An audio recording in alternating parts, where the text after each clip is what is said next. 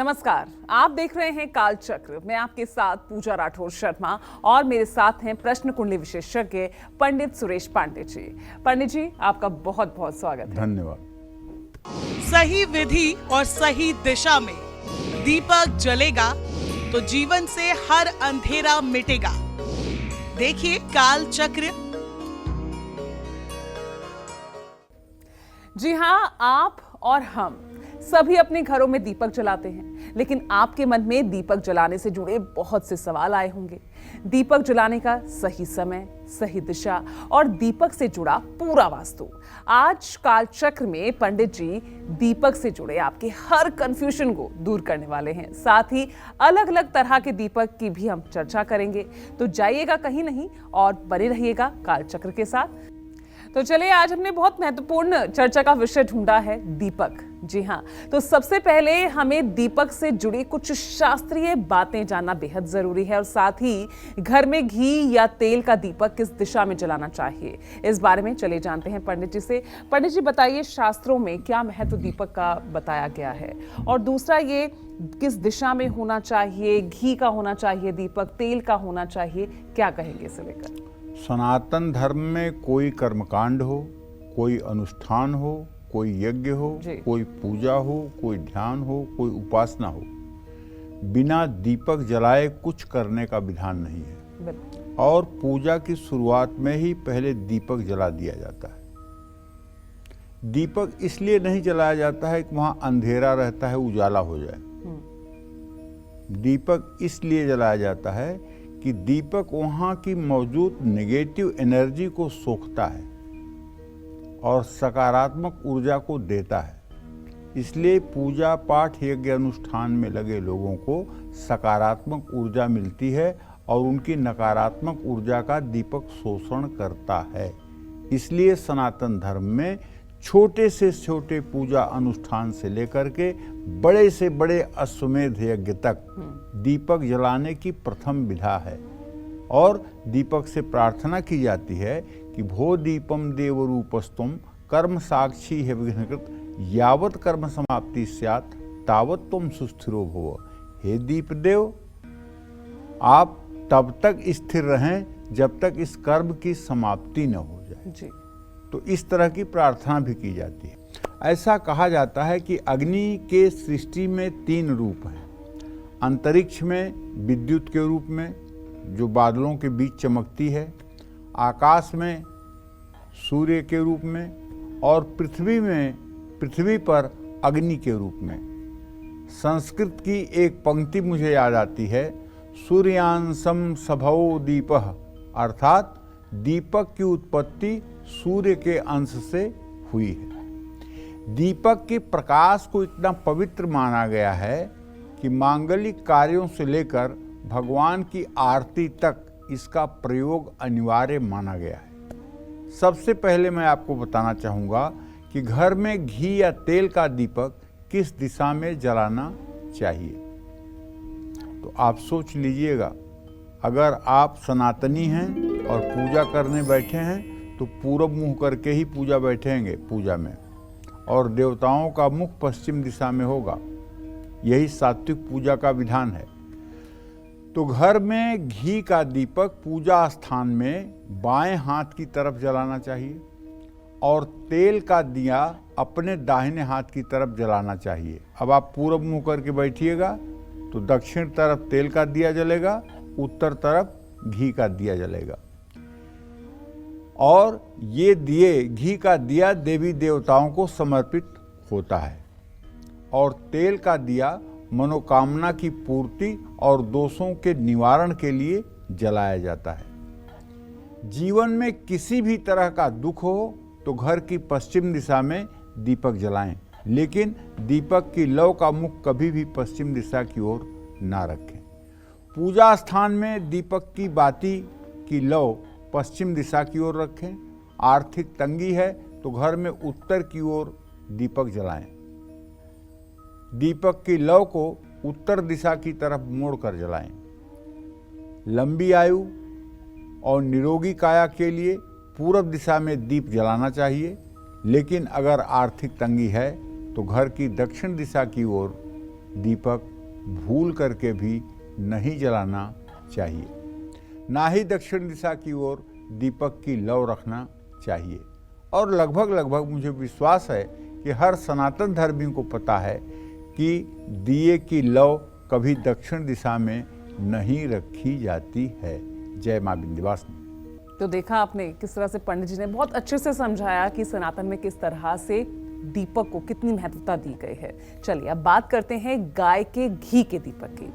देसी घी का दीपक घर में जलाने से किन देवी देवताओं की कृपा मिलती है और कौन से फायदे मिलते हैं, चलिए जानते हैं। पंडित जी बताइए, गाय के घी का दीपक।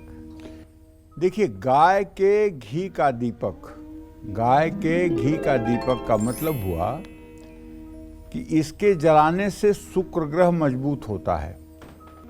जिन लोगों की जन्म कुंडली में शुक्र ग्रह खराब है, जिन लोगों की जन्म कुंडली में शुक्र ग्रह अस्त है, ऐसे लोग अगर अपने बेडरूम में देसी घी का दिया जलाना शुरू करें या माँ दुर्गा, भगवान शिव और प्रभु श्री राम के राम दरबार के सामने घी का दिया जला करके पूजा करें तो देवताओं की प्रसन्नता शीघ्र होती है। घी के दिए से घर में सकारात्मक ऊर्जा का प्रवाह बढ़ता है।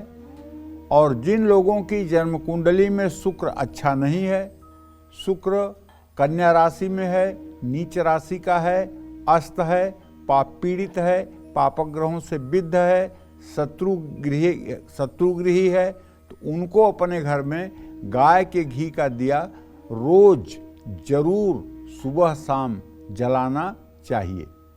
गाय के घी के दीपक जलाते समय सफ़ेद रंग के वट का प्रयोग करना चाहिए। ऐसा करने से शुक्र ग्रह को बल मिलेगा। घी का दीप जलाने से घर से बीमारियां दूर होती हैं। आत्मविश्वास की कमी है तो शुद्ध देसी घी का दिया जरूर जलाएं। शिक्षा में सफलता पाने के लिए सरस्वती जी की आराधना करें और 2 मुखी घी वाला दीप प्रज्वलित करें, शुभ फल मिलेंगे। भगवान श्री हरि विष्णु की प्रसन्नता के लिए 16 बत्तियों वाला गाय के घी का दीपक जरूर जलाना चाहिए। 16 बत्तियां उसमें लगी हों, ऐसा दीप हो। आपके घर में आर्थिक तंगी है तो अपने पूजा घर में शुद्ध गाय के घी का दिया जलाएं और श्री सूक्तम और कनक धारा स्तोत्र का भाव विभोर होकर पाठ करें। शीघ्र ही दरिद्रता दूर होगी और घर में संपन्नता आएगी। सूझबूझ और फैसले लेने की क्षमता को बढ़ाने के लिए भगवान गणेश के सामने 3 मुखी घी का दिया जरूर जलाना चाहिए। घी के दीपक में हमेशा सफ़ेद रुई की बाती का इस्तेमाल करना चाहिए। कुल देवता के सामने भी घी का दिया जला सकते हैं। अखंड दीपक जलाने के लिए घी का दिया शुभ माना जाता है। जय मां विंध्यवासिनी। चलिए, इस बीच हमारे साथ कालचक्र दर्शक जुड़ गई हैं हर्षिता हरदोई से। हर्षिता जी, सवाल पूछिए। प्रणाम पंडित जी। हाँ, सुखी रहिए, जोर से बोलिए, नहीं तो जवाब नहीं मिल पाएगा। जी, हमारा जन्म 19 अगस्त 1998 शाम 7 बजे हुआ था। हमको जानना है कि हमारी मतलब नौकरी लगेगी कि नहीं, बीमारियां भी बहुत रहती हैं और भविष्य कैसा रहेगा और घर कब तक बन पाएगा। हर्षिता जी, ऐसा है कि आपका प्रश्न जो है उसके आधार पे आपको बताना चाहूँगा कि आपके आजीविका भाव का स्वामी मंगल, प्रश्न लग्न का भाव स्वामी चंद्रमा, चंद्रमा और मंगल की सदाष्टक योग की स्थिति कहीं से नहीं लगता है कि आपको नौकरी शीघ्र भविष्य में कहीं मिलने वाली है। अगर नौकरी मिलेगी भी तो 25 जनवरी 2025 के बाद तक का समय आपको इंतजार के रूप में देखना पड़ेगा। आपके छठे भाव को अगर मैं देख पा रहा हूं तो उसके हिसाब से उसका स्वामी बृहस्पति है जो राहु के साथ है। आपके शरीर में कमजोरी है, दर्द की स्थिति बनी रहती है और आपका खान पान ठीक से नहीं हो पाता है और हर समय आप दुर्बल और निर्बल बनी रहती हैं। इसके लिए आपको चाहिए कि आप बृहस्पतिवार के दिन केले के पेड़ में जल और हल्दी डालें, चने की दाल और गुड़ का भोग लगाएं और बाद में वो चने की दाल और गुड़ किसी गाय को खिलाएं। इससे आपकी सेहत में सुधार होगा। जहाँ तक घर का प्रश्न है तो उसके बारे में आपको बताना चाहूँगा कि सूर्य से चतुर्थ भाव का स्वामी शुक्र है, चंद्रमा और शुक्र की स्थिति षडाष्टक योग की बनी हुई है। अभी घर बनने में बहुत विलंब है। जय मां विंध्यवासिनी। और इस बीच हमारे साथ जुड़ गए हैं दिल्ली से निकिता। निकिता जी, सवाल पूछिए। हेलो। हाँ, नमस्ते बोलिए। पंडित जी। सदा सुखी रहिए। पंडित जी, मेरे 3 प्रश्न हैं। एक, मेरे पापा की एज 54 या 55 के लगभग है, तो उनकी होमगार्ड मार्शल में जॉब है, तो उनकी आगे लगी रहेगी या हटने की चांसेस है? और दूसरा प्रश्न मेरा मम्मी के लिए है। उनकी एज जो है 48 के लगभग है, और उनको ना काफी चोट लगती रहती है। वो कहीं भी गिर जाती है तो बहुत ज्यादा चोट लगती रहती है, और अभी उनका हाथ भी नहीं उठ रहा आजकल। और देखिए, ऐसा है निकिता, आपने अपने पिता के आजीविका के बारे में प्रश्न पूछा है, तो मैं बताना चाहूँगा कि आपके पिता भाव का स्वामी सूर्य है, उसे आजीविका भाव का स्वामी शुक्र है। सूर्य और शुक्र दोनों द्वितीय द्वादश की स्थिति में बैठे हुए हैं। अब आपके पिताजी बहुत ज़्यादा दिनों तक नौकरी नहीं करेंगे। अधिक से अधिक 2 साल 2.5 साल तक इनकी नौकरी और चलने वाली है। इसके बाद इनके रिटायरमेंट का समय पूर्ण रूपेण हो जाएगा। जहाँ तक आपने अपने माता के स्वास्थ्य के बारे में प्रश्न पूछा है, तो उसके बारे में बताऊं कि आपके मम्मी को वात रोग है, जोड़ों में दर्द की शिकायत है, और ये चलती हैं या मतलब कि रास्ता चलती हैं या उठती बैठती हैं तो उस समय पूर्ण रूपेण सतर्क नहीं रहती हैं, जिसके कारण छोटी गलतियों से इनको चोट लगने की संभावना बनी रहती है।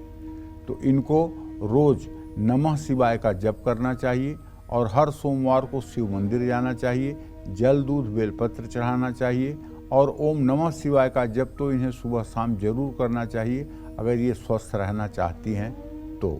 जय मां विंध्यवासिनी। चलिए आगे बढ़ते हैं और अब बात करते हैं तिल के तेल के दीपक की। घर में तिल के तेल का दीपक जलाने से कौन से ग्रह मजबूत होते हैं, साथ ही और कौन से फायदे मिलते हैं, चलिए जानते हैं पंडित जी से। पंडित जी बताइए, गाय के घी के दीपक की आपने उनके बारे में जरूर बताया, अब तिल के तेल का दीपक, ये कितना फायदा? देखिए, ऐसा है कि इस समय जो घी की स्थिति है समाज में, अक्सर नकली घी देसी घी के नाम पे बिक रहे हैं, मिलावटी घी मिल रहे हैं, चर्बी युक्त घी मिल रहे हैं। अपने घर का बना ही घी जो गाय का है उसे ही आप असली घी माने, और बाकी जो भी घी मिल रहे हैं उसमें कहीं न कहीं दाल में काला है। आए दिन ऐसा समाचारों में सुनने को मिलता है। इसलिए तिल का तेल जो है वो शुद्ध है, और उसका दिया जलाना भी हमारे दृष्टि में सब प्रकार से पवित्र है। अखंड दीप जलाने के लिए तिल के तेल का इस्तेमाल किया जा सकता है। तिल के तेल का दीपक जलाने से पीपल में जो वासुदेव भगवान होते हैं वो प्रसन्न होते हैं। तिल के तेल के दीपक से सारे ग्रह ठीक हो सकते हैं। कुंडली में सूर्य ग्रह कमजोर है तो उसे बलवान करने के लिए आदित्य हृदय स्तोत्र का पाठ करना चाहिए, तिल के तेल का दिया जलाना चाहिए। आप अगर माँ लक्ष्मी की आराधना करते हैं तो अपने घर में उनका अस्थायी वास चाहते हैं तो अपने पूजा घर में माँ लक्ष्मी के सामने 7 मुखी तिल के तेल का दिया जरूर जलाएं। शत्रुओं और विरोधियों से रक्षा के लिए भैरव मंदिर में तिल के तेल का दिया जलाना चाहिए। शनि की 7.5 या ढैया चल रही है और कुंडली में शनि शुभ स्थिति में नहीं है तो शनि मंदिर में शनि स्तोत्र का पाठ करते हुए तिल के तेल का दिया जरूर जलाना चाहिए। भगवान शिव की असीम कृपा पाने के लिए 12 मुखी तिल के तेल का दिया शिव मंदिर में जरूर जलाना चाहिए। अनचाहे भय से मुक्ति पाने के लिए हनुमान मंदिर में 8 बत्तियों वाला तिल के तेल का दिया जरूर जलाना चाहिए। ये सब ऐसे उपाय हैं जो आपको चमत्कारिक रूप से परिणाम देंगे। लेकिन एक बात समझिए, केवल दिया जलाने से सब कुछ नहीं होगा। अगर आप सोचें कि केवल दिया जलाने से सब कुछ ठीक हो जाए तो केवल दिया जलाने से नहीं ठीक होगा। इसके साथ साथ आपको अपना आचरण, आपको अपना व्यवहार और आपको अपने कर्म को भी ठीक करना पड़ेगा। जैसे बहुत कोई पैसा कमा ले या बहुत कोई शोहरत पा ले तो उसको सफल नहीं कहते हैं। सफल उसको कहते हैं जो अपने रिश्तों को बचा करके रखे, जो अपने रिश्तों को सजो करके रखे, उसको महान कहते हैं और उसका जीवन सफल होता है। आप आईएएस बन जाइए, आईपीएस बन जाइए और आपका 1 साल में तलाक हो जाए, आपका पारिवारिक जीवन छिन्न भिन्न हो जाए, आपके बच्चे आपसे दूर रहने लगें, आप दूर रहने लगें, ये कोई जीवन नहीं सफल हुआ। सफल जीवन वो है जहाँ नमक रोटी खा करके भी परिवार में सामंजस्य है, समता है, प्यार है, स्नेह है। तो सफल जीवन के लिए आचरण, आहार व्यवहार, ये सब चीज़ें जरूरी हैं। इसके साथ साथ जब आप देवी देवताओं की पूजा करेंगे, दिया जलाएंगे, तो वो सोने पर सुहागा का काम करेगा। और कर्म बुरे करिए, झूठ बोलिए, बेईमानी करिए, दूसरों का धन लूटिए, व्यभिचार करिए और चाहे 7 मुखी दिया जलाइए, चाहे 32 मुखी दिया जलाइए, कुछ होने जाने वाला नहीं है। इस बात को भी ध्यान में जरूर रखना चाहिए। ये उपाय उन लोगों के लिए है जो लोग पवित्र मन से जीवन जीते हैं, दूसरों की भलाई करते हैं, किसी की निंदा नहीं करते हैं और सबके भला के लिए ईश्वर से प्रार्थना करते हैं। ये उपाय उन लोगों के लिए है और उन लोगों के लिए ये उपाय रामबाण जैसा काम करेगा। जय मां विंध्यवासिनी। चलिए, इस बीच एक कॉलर हमारे साथ जुड़ गए हैं। पल्लवी है अहमदाबाद से। पल्लवी जी, सवाल पूछिए। Hello hello. हाँ पल्लवी, बोलो। जी नमस्ते पंडित जी, मेरा नाम पल्लवी है। पंडित जी, मेरे 2 सवाल हैं। पहला सवाल खुद के बारे में है। मेरा जन्म 16 जुलाई 1994 शाम को 4:30 बजे जयपुर राजस्थान में हुआ है। मुझे मेरी शादी के बारे में पूछना था कि मेरी शादीशुदा जिंदगी कैसी रहेगी। अभी मेरी शादी होने वाली है। उनका नाम शशांक है। उनका जन्म 15 अगस्त 1992 सुबह के 2:15 राजगढ़ राजस्थान में हुआ है।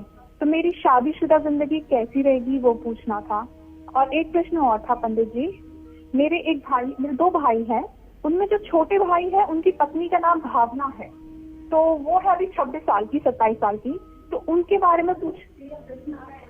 में पूछना था कि क्या उनकी सरकारी नौकरी लगेगी क्या, वो टीचिंग। देखो, जहाँ तक तुम्हारे वैवाहिक जीवन के भविष्य का प्रश्न है तो बुध और बृहस्पति दोनों की पंचम नवम स्थिति इस बात का संकेत है कि तुम्हारा वैवाहिक जीवन अति उत्तम होगा। इसमें कोई संदेह, कोई गुंजाइश कमी की नहीं है। तुम्हारा वैवाहिक जीवन सचमुच में बहुत ही अच्छा रहेगा और बहुत अच्छे ढंग से तुम्हारा जीवन व्यतीत होगा। और पल्लवी, तुमने अपने छोटे भाई के पत्नी के बारे में जो प्रश्न किया है तो उसके बारे में बताऊं कि मंगल और शुक्र की स्थिति एक साथ है। उसका भी भविष्य ठीक है, लेकिन उसके अंदर क्रोध की अधिकता है। उसे चाहिए कि अनंत मूल की जड़ लाल धागे में करके और अपने गले में मंगलवार को धारण करे। इससे उसका स्वास्थ्य भी ठीक रहेगा और मन भी ठीक रहेगा। जय मां विंध्यवासिनी। चलिए, अब चर्चा को आगे बढ़ाते हैं और अब बात करते हैं सरसों के तेल के दीपक के। घर में सरसों के तेल का दीपक जलाने से आपके कौन से दोष ठीक हो सकते हैं और कौन से कष्ट मिट सकते हैं। चलिए जानते हैं पंडित जी से। पंडित जी बताइए, सरसों के तेल का दीपक, क्या कहेंगे इसके बारे में। देखिए, सरसों के तेल का दीपक जलाने से शनि दोष ठीक होता है। शनि की 7.5 हो या शनि की ढैया हो या शनि की महादशा हो,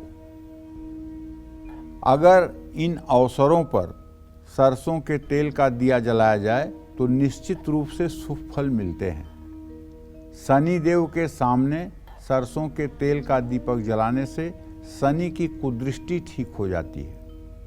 जिन लोगों का बिना कारण मन में हर समय भय की स्थिति बनी रहती है, उन लोगों को सोमवार और शनिवार को सरसों के तेल का दिया अपने घर में भी जलाना चाहिए। आपके शत्रु अगर नुकसान पहुंचा रहे हैं तो हर दिन भैरव मंदिर में 4 मुखी सरसों के तेल का दिया जलाने से शत्रुओं का दमन होता है। जय मां विंध्यवासिनी।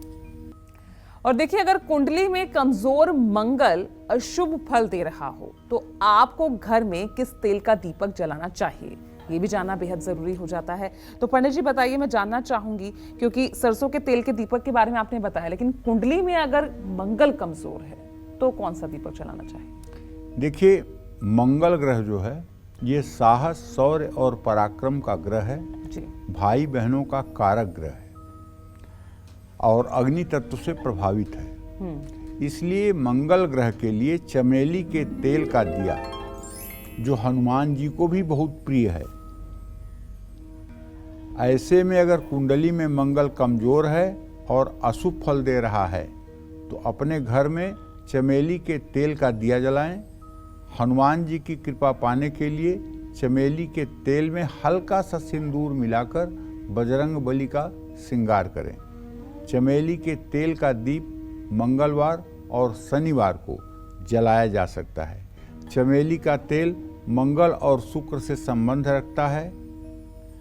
ऐसे में चमेली के तेल का दिया जलाने से कुंडली में मंगल और शुक्र ग्रह को बल मिलता है। जय मां विंध्यवासिनी।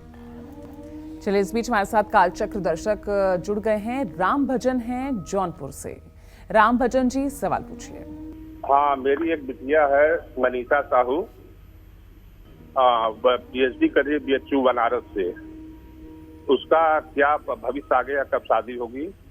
आपका प्रश्न है अपने बेटी के भविष्य के बारे में जानने के लिए।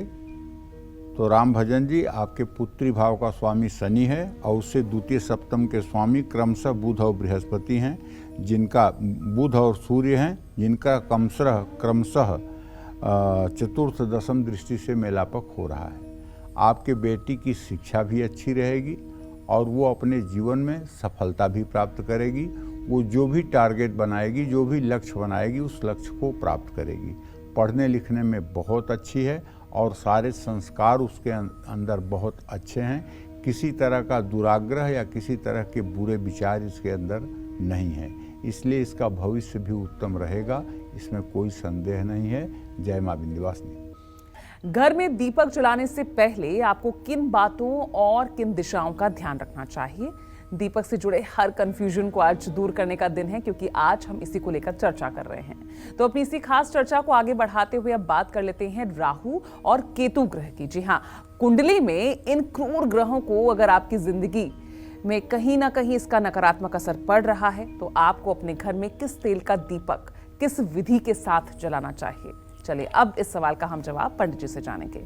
पंडित जी बताइए, राहु और केतु, इनको दूर करने के लिए, इनके कुप्रभावों को दूर करने के लिए कौन से तेल का दीपक जलाना? देखिए, राहु और केतु ये दोनों छाया ग्रह हैं।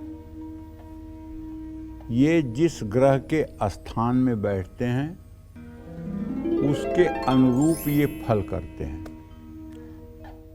ज्योतिष शास्त्र में पाराशर होरा में लिखा हुआ है, यद्यद भाव गते राहु केतुश्च जनने निणाम तत्तद भावम संयुक्तम तत्फलम प्रतिषेदलम। ये जिन भावों में बैठते हैं उनके भावेश के बलाबल के अनुरूप ये फल करते हैं। तो राहु केतु का अगर आपकी जन्म कुंडली पर अशुभ प्रभाव पड़ रहा है, तो राहु या केतु की दशा चल रही है, ऐसे में अलसी के तेल का दीपक पीपल के नीचे जलाना चाहिए। अलसी को अंग्रेजी में फ्लैक्सी सीड कहते हैं। अलसी अगर नाम न समझ में आ रहा हो, और पूर्वी उत्तर प्रदेश में इसको तीसी कहते हैं। अलसी को तीसी भी कहते हैं, फ्लैक्सी सीड भी कहते हैं, अलसी भी कहते हैं। राहु केतु के बुरा प्रभाव अलसी के तेल पीपल के पेड़ के नीचे जलाने से कमजोर पड़ जाते हैं।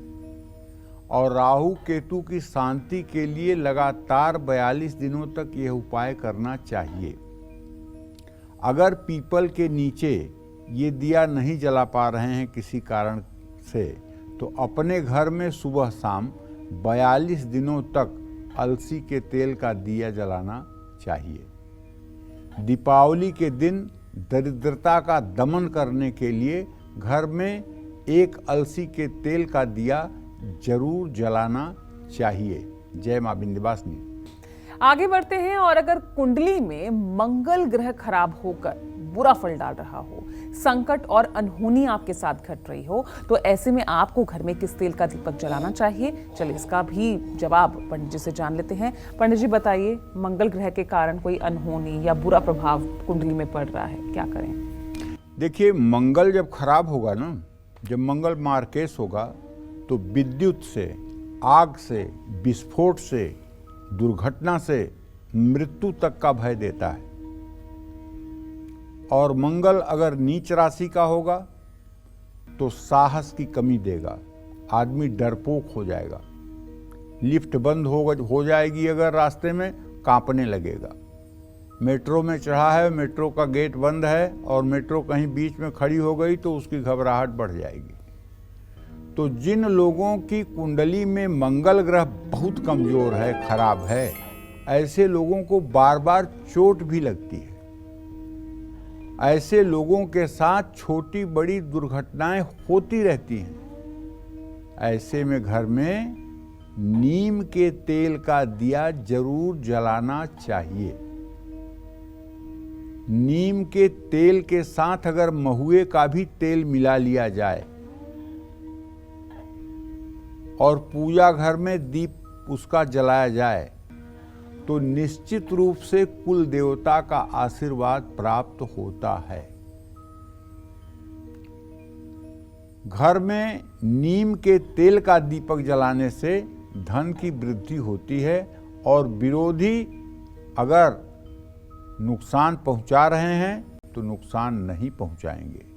अगर आपके घर में दीमक बहुत लगते हैं, आपके घर में दीमक का उत्पात बहुत ज़्यादा है, तो ऐसे घर में अगर सरसों के तेल का दिया 2-4 दिनों, नीम के तेल का दिया 2-4 दिनों तक जला दिया जाए तो दीमक का भी प्रभाव काफ़ी हद तक कम हो जाता है।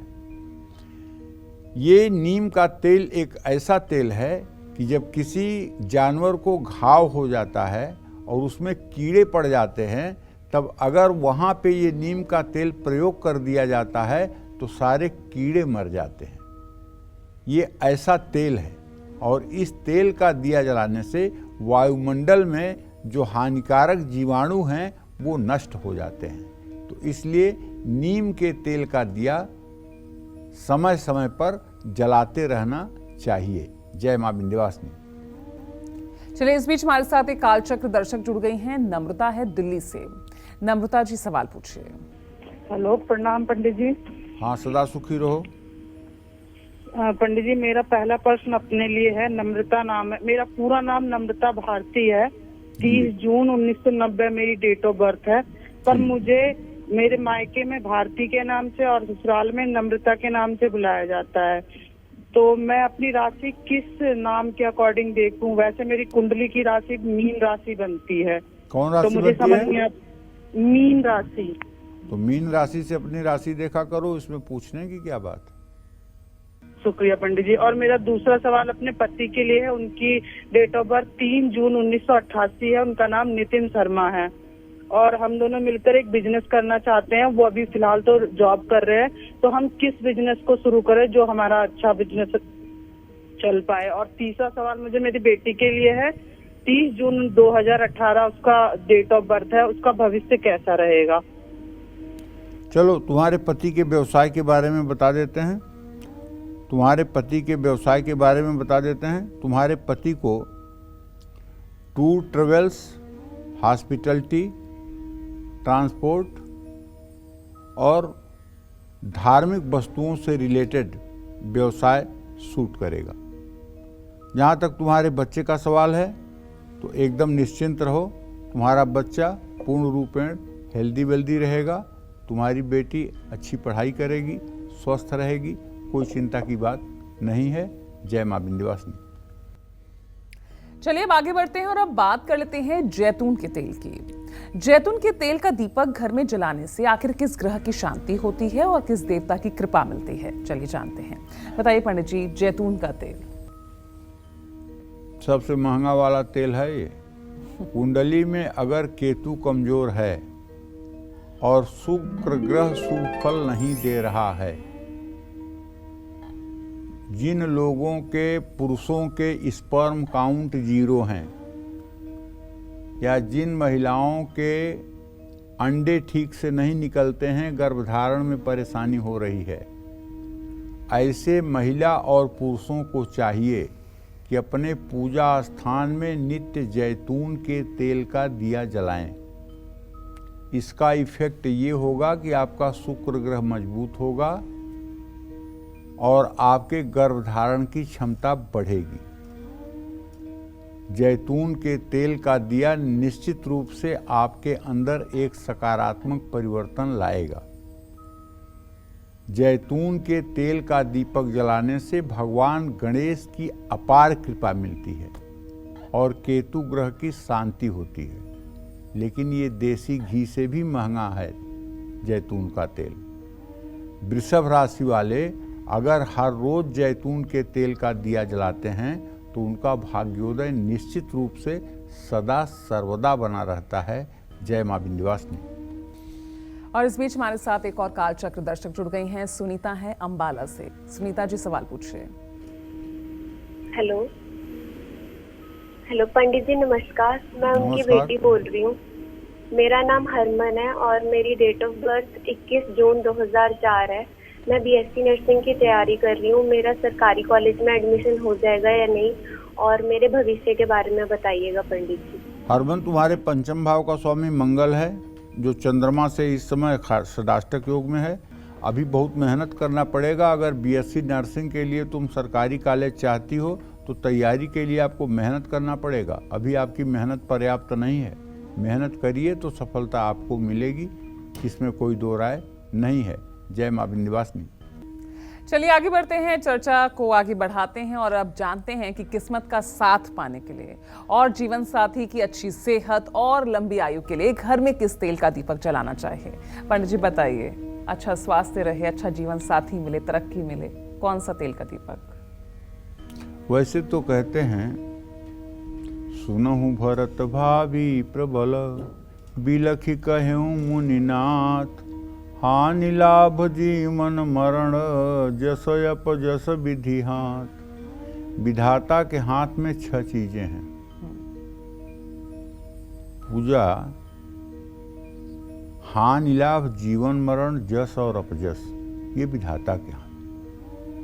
भगवान विष्णु सबके पालक हैं, सबके सर्जक हैं और सभी देवताओं में बड़ा उनका सम्मान है जी।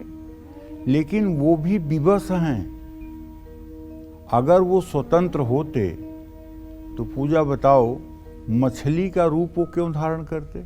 सही बात। कितनी निम्न कोट की योनि है मछली। सूअर का रूप वो बाराह रूप क्यों धारण करते? कितना निम्न कोट की ये योनि है। बिल्कुल। हयग्रीव का रूप वो क्यों धारण करते? घोड़े का सर लगा करके, कितनी निम्न कोट की ये योनि है। जी। नरसिंह रूप क्यों धारण करते? तो कहने का मतलब, जगत के पालनहार जो हैं भगवान श्री हरि विष्णु, वो भी जगत जननी जगदम्बा पराम्बिका के अधीन है और उन्हीं के आदेश और उन्हीं के अनुसार इनको भी नाना प्रकार के अवतारों में आना पड़ता है। वो भी स्वतंत्र नहीं है। तो इसलिए जो संसार में पैदा हुआ है उस सभी व्यक्ति को सुख दुख के दौर से गुजरना पड़ेगा। लेकिन दुख आ जाए तो विचलित नहीं होना चाहिए, बल्कि दुखों के समाधान के लिए उपाय करना चाहिए। बिल्कुल। अगर दुख आ जाए और विचलित होकर के आप रोना धोना शुरू कर दें तो विपत्ति और बढ़ जाती है। और विपत्ति के समय यदि आप धैर्य धारण करके और पुरुषार्थ पूर्वक उसके समाधान के लिए प्रयास करते हैं तो विपत्ति थोड़े समय के लिए यादगार बन के जरूर रह जाती है, लेकिन आप उन परेशानियों से निकल जाते हैं। बिल्कुल। तो विपत्ति तो आना स्वाभाविक है, ये ग्रह गोचर अदैवाधीन है, लेकिन उसको दूर करने की सामर्थ्य आपके अंदर होना चाहिए। जब भगवान श्री हरि विष्णु भी शक्ति के अधीन हैं, ब्रह्मदेव शक्ति के अधीन हैं, भगवान शिव भी शक्ति के अधीन हैं। शिव में ई अगर निकाल लिया जाए शिव में से तो 100 बचता है। और ई क्या है? विष्णु के अंदर जो सात्विकी शक्ति है, ब्रह्मा के अंदर जो राजसी शक्ति है, शिव के अंदर जो तामसी शक्ति है, यही तीनों शक्तियां त्रिगुणात्मिका शक्ति वही पराम्बा है, वही जगत जननी जगदम्बा है जो सबको नियंत्रित करती है। तो कहने का आशय यह है कि अगर आप चाहते हैं कि जीवन साथी को लंबी आयु मिले, आरोग्यता मिले, तो महुए के तेल का आप दिया जला सकते हैं। महुए के तेल का दिया जलाने से अल्पायु योग भी नष्ट हो जाता है, लेकिन महुए का तेल का दिया जला के आपको महामृत्युंजय मंत्र का रोज 10 माला जप 150 दिन करना चाहिए। नीम के तेल में महुए का तेल मिलाकर के पूजा घर में दीपक जलाने से कुल देवता का आशीर्वाद प्राप्त होता है, लेकिन ज्यादा देर तक नीम के तेल का दिया नहीं जलाना चाहिए, क्योंकि उसका धुआं जो होता है वो कीटाणुओं के लिए तो नुकसानदायक है। आप भी अगर ज़्यादा देर तक उसके धुएं में रहेंगे तो वो आपके सेहत पर भी बुरा असर डाल सकता है। आप इसे आजमा के देख सकते हैं। किस्मत का साथ पाने के लिए सूर्य देव के सामने महुए के तेल का दीपक जलाने से दुर्भाग्य दूर होता है और भाग्योदय की संभावना बढ़ जाती है। जय मां विंध्यवासिनी। घर में मिट्टी का दीपक जलाने से आपको कौन कौन से फायदे मिल सकते हैं, आइए अब इस बारे में जानते हैं। तो पंडित जी बताइए कि घर में मिट्टी का दीपक अगर जलाएं तो कौन कौन से फायदे हमें मिलते हैं। ज्योतिष में मिट्टी को मंगल का कारक माना गया है, इसलिए कि मंगल पृथ्वी का पुत्र है। मंगलो भूमि पुत्रस्य, तो मंगल पृथ्वी का पुत्र है और मिट्टी पृथ्वी से ही निकलती है। तो मिट्टी से सुख शांति और सौभाग्य की प्राप्ति होती है। और कुंडली में शनि और मंगल अगर शुभ स्थिति में हों ना हों, तो शुक्र भी बलहीन हो, तो घर में मिट्टी के दिए जरूर जलाने चाहिए। घर के आंगन या तुलसी के पौधे के पास मिट्टी का दिया जलाने से सुख शांति बनी रहती है, इसमें कोई दो राय नहीं है। जय मां विंध्यवासिनी।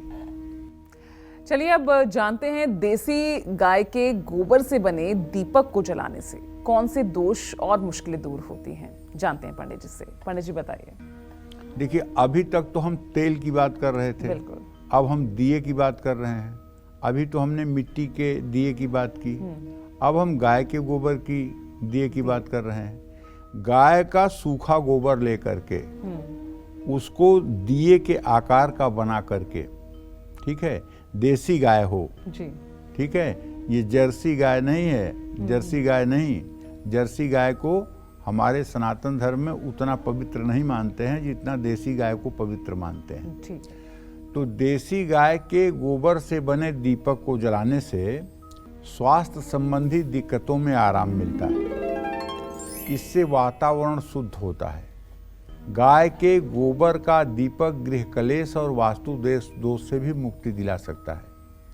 और अगर कोई गाय पालता है और उसके गाय की पूंछ जमीन को स्पर्श करती है, तो आप मान के चलिए कि ये गाय जहाँ भी रहेगी उस घर में कभी अन्न वस्त्र की कमी नहीं होगी, उस घर में कभी रोग व्याधि नहीं होगी, उस घर में कभी अकाल मृत्यु नहीं होगी और उस घर में कभी कोई अशुभ कार्य नहीं होगा। क्योंकि जिन गायों की पूंछ पृथ्वी को स्पर्श करती है, ये गायें कामधेनु का दूसरा रूप है और ये अपने पालने वाले की सारी मनोकामना पूरी करती हैं। ऐसे गायों की सेवा करने से हर प्रकार से धर्म अर्थ काम मोक्ष चारों पुरुषार्थ की प्राप्ति होती है। जय मां विंध्यवासिनी। चलिए, तो आपने जान लिया है कि देसी गाय के गोबर के बने दीपक से क्या कुछ फायदे होते हैं। अब जानते हैं कर्ज, डर, शादी, नौकरी, बीमारी, संतान और यहाँ तक कि संपत्ति से जुड़ी हर तरह की समस्या से निजात पाने के लिए आपको किस तरह का दीपक घर में जलाना चाहिए। पंडित जी बताइए, इन तमाम समस्याओं को दूर करने के लिए कौन सा दीपक हम जलाएं घर में? देखिए, किसी बड़ी मनोकामना की पूर्ति के लिए आटे का दिया जलाया जाता है।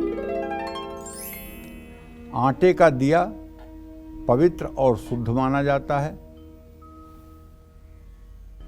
आटे का दिया, और आपने देखा हो या न देखा हो, लेकिन जब शादी होने लगती है और मंडप में वर आता है तो उसकी आरती करने के लिए आटे के दिए में चतुर्मुखी बत्ती डालकर 4 बत्तियों वाला दीप जलाकर कन्या का पिता वर की आरती करता है और वर को भद्रपीठ पर पीढ़े पर बैठने के लिए कहता है।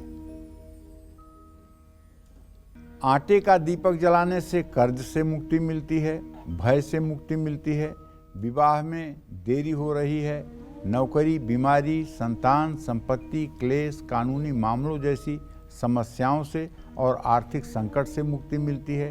कुंडली में अगर पितर दोष है तो पीपल के पेड़ के नीचे आटे का दिया जलाने से हर प्रकार की शांति मिलती है। ये उपाय लगातार 21 दिनों तक करें। गेहूं के आटे का दीपक हर मनोकामना को पूर्ण करता है, विवादों से मुक्ति दिलाता है। विरोधियों को परास्त करने के लिए उड़द के आटे का दीपक बनाकर जलाना चाहिए। घर में सुख शांति के लिए मूंग के दाल के आटे का दीपक जलाना चाहिए। ये सब दिए आपकी मनोकामना पूरी करेंगे। जय मां विंध्यवासिनी। और चलिए, अब जानते हैं कि आखिर क्या है नवधान्य का दीपक। कैसे नवधान्य का दीपक आपको बड़े बड़े फायदे दे सकता है। पंडित जी बताइए, ये नवधान्य दीपक। देखिए, 9 तरह के अनाज को पीस करके बनाया गया जो दीपक होता है वो नवधान्य दीपक कहलाता है। ये सकारात्मक ऊर्जा देता है। नवधान्य से बना दीपक व्यक्ति को बुरे ग्रहों के प्रभावों से बचाता है और 9 ग्रहों की कृपा दृष्टि दिलाता है। जय मां विंध्यवासिनी। और इसी के साथ वक्त हो चला एक छोटे से ब्रेक का, लेकिन ब्रेक के बाद आपको बताएंगे कि क्या किचन, बेडरूम में दीपक जलाना शुभ है या अशुभ, और क्या है दीपक से जुड़े तमाम मिथ और सही तथ्य। ये सब आपको बताएंगे पंडित सुरेश पांडे जी काल चक्र में। लेकिन इस छोटे से ब्रेक के बाद आप बने रहिए हमारे साथ। सही विधि और सही दिशा में दीपक जलेगा। मुख्य द्वार पर दीपक जलाने के आखिर कौन कौन से फायदे मिल सकते हैं। किचन या बेडरूम में दीपक जलाना सही है या नहीं, आइए अब इस बारे में जानते हैं। पंडित जी, मैं अब आपसे जानना चाहूंगी कि हमारा घर का जो मेन गेट है वहां हमें कौन सा दीपक जलाना चाहिए। किचन हो या बेडरूम, वहां पर भी दीपक जलाना चाहिए या नहीं, इस बारे में आप विस्तृत तरीके से बताइए। देखो, ऐसा है पूजा, प्रभु श्री राम का जब आगमन अयोध्या में हुआ था जी, तो पूरे भारतवर्ष के हर घरों में दीप जलाए गए थे जी। और तब से दिवाली की मान्यता हमारे देश में है। दीपक जलाने से संसार की सारी नकारात्मक ऊर्जा एक साथ दिवाली के दिन जलकर भस्म होती है। बिल्कुल। दीपक नकारात्मक ऊर्जा को सोखता है और सकारात्मक ऊर्जा का प्रवाह देता है। इसलिए सुबह शाम जिस घर की गृहिणियां लक्ष्मी हैं, जिन्हें सनातनी व्यवस्था में विश्वास है, जो ईश्वर को मानती हैं, वो अपने घर की साफ सफाई तो करती ही हैं, अपने घर को सुंदर बनाकर रखती ही हैं, साथ में सुबह अपने घर के सामने रंगोली भी बनाती हैं और शाम को घर के सामने मुख्य दरवाजे पर दिया भी जलाती हैं जी। ये गृहिणियों का काम है। जिस घर में लक्ष्मी स्वरूपा गृहिणी रहती होगी उस घर में ये एक व्यवस्था जरूर होती होगी। घर के मुख्य द्वार पर अगर दीपक जलाकर रखते हैं तो हमेशा दाहिनी तरफ रखें। दाहिनी तरफ का मतलब घर में से निकलते समय दाहिने हाथ, घुसते समय दाहिने हाथ नहीं, निकलते समय दाहिने हाथ। और संध्या काल जो है ये राहु की बेला होती है। राहु को नकारात्मक ऊर्जा का कारक माना जाता है। ऐसे में शाम के समय मुख्य द्वार पर दीपक जलाने से राहु के बुरे प्रभावों से परिवार बच सकता है। रसोई में देवी अन्नपूर्णा का वास होता है। ऐसे में चूल्हे के दोनों तरफ दीपक जलाना चाहिए। ऐसा करने से अन्नपूर्णा की कृपा परिवार पर रहती है और घर में सभी सदस्य निरोगी रहते हैं। सेहत खराब रहती है, बीमारियां खत्म होने का नाम नहीं ले रही हैं, रोग में सारे पैसे बर्बाद हो रहे हैं, कर्ज लेने की स्थिति आ रही है, तो आपको अपने बेडरूम में घी का दिया ईशान कोण में जरूर जलाना चाहिए। और पितर दोष से मुक्ति पाने के लिए सरसों के तेल का दिया सरसों के तेल का दिया घर की दक्षिण दिशा में शाम के समय जरूर जलाना चाहिए। इससे पितर दोष भी समाप्त होता है। जय मां विंध्यवासिनी। तो बहुत महत्वपूर्ण चर्चा हम कर रहे हैं। अब आपको बताते हैं कि दीपक जलाने का सही समय क्या हो सकता है, क्योंकि इसका भी सीधे सीधे आपके शुभ और अशुभ परिणामों पर असर पड़ता है। तो चलिए अब इस बारे में जानते हैं पंडित जी से। पंडित जी बताइए, सही समय क्या होना चाहिए दीपक जलाने? देखो, घर हो या मंदिर, सुबह 6 बजे से लेकर सुबह 8 बजे के बीच दीपक जलाना चाहिए। शाम को 5 बजे से 7 बजे के बीच गोधूली बेला में दीपक जलाना बहुत शुभकारी माना जाता है। इसके साथ ही दीपक हमेशा एक मंत्र के उच्चारण के साथ ही जलाना चाहिए। वो मंत्र अगर आप चाहें तो नोट कर लें, मैं 2 बार बोलूँगा। शुभम करोति कल्याणम आरोग्यम धन संपदाम शत्रुबुद्धि विनाशाय दीप ज्योति नमोस्तुते। ये मंत्र है। इस मंत्र के साथ अगर आप दीपक जलाएंगे तो आपकी मनोकामना निसंदेह पूरी होगी। जय मां विंध्यवासिनी। दीपक जलाने के 12 खास नियम आपकी हर मनोकामना को पूरा कर सकते हैं। कैसे, आइए जानते हैं। तो पंडित जी बताइए, वो 12 खास नियम दीपक जलाने के कौन से हैं? देखिए, हमेशा 2 बत्तियों को आपस में गूंथ करके ही दीपक जलाएं। सिर्फ फूल वाली बाती ही अकेली जलाई जाती है, जो खड़ी बाती होती है। पूजा का दिया हमेशा साफ होना चाहिए और मिट्टी का दिया सिर्फ एक बार प्रयोग में लाना चाहिए। मिट्टी के दिए में अगर कोई दीपक बुझ जाता है तो फिर दोबारा नए दीपक का प्रयोग करना चाहिए। उसमें दोबारा बत्ती डाल करके दूसरा दिया दूसरी बार नहीं जलाना चाहिए। खंडित दीपक कभी भूल करके भी नहीं जलाना चाहिए और पूजा के बीच में कभी भी अपने से दीपक नहीं बुझाना चाहिए। जब भी घर में दीपक जलाएं तो अपने घर के कोने कोने में दीपक की ज्योति जरूर दिखाएं। ऐसे में घर की सारी नकारात्मक ऊर्जा दूर हो जाती है। कभी भी किसी कपड़े के ऊपर दीपक रख करके ना जलाएं, उसे किसी प्लेट पर रख करके जलाएं, लेकिन प्लेट में भी थोड़ा सा चावल रख करके तब उसके ऊपर दीप को रखें। दीपक को अन्न का आसन जरूर देना चाहिए।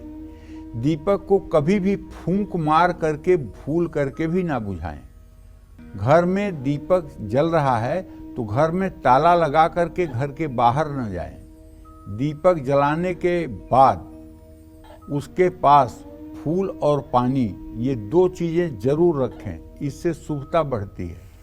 तुलसी के पौधे में दीपक जरूर जलाएं। घी के दीपक के लिए सफेद रुई की बत्ती और तेल के दीपक के लिए कलावे की बत्ती उपयोग में लाना चाहिए।